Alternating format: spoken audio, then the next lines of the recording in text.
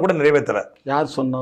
அவரே சொல்றாரு. என்ன சொன்னாரு? அந்த வகையில வாக்குறுதிகள் முழுமையா நிறைவேற்றிட்டு சொல்ல முடியாது. ஏதோ 1-2 விட்டு போயிருக்கலாம், அவ்வளவுதான். அந்த 1-2 தான் செஞ்சது. திமுக ஆட்சி நிறைவேற்றின நாலு நீங்க சொல்லுங்க. இங்க பாருங்க, 4ன்னா 40,000 கூட சொல்ல எங்களால இயலும். சொன்னதையும் செஞ்சிருக்கோம், சொல்லாத 40,000னா 40,000 கோடி கொள்ளையடிச்சதா சொல்லி பிடிஆர் பழனிவேல் சொல்றீங்களா? உங்களுக்கு என்ன தெரியும்? பத்தி தான் தெரியுமா? வேற ஒன்னும் அரசியல் வேற தெரியும். அமெரிக்கால போயிட்டு எலக்ட்ரிக் சைக்கிள் ஓடி, எலக்ட்ரிக் சைக்கிள் சுவிட்ச் ஆன் பண்ணாலே ஓடும். ஆனா அத உலகத்துல ஓட்டி எடுத்த நாள் முதல் இந்த நாள் வரை வண்டியை விடவில்லை, வாடகை தரவில்லை.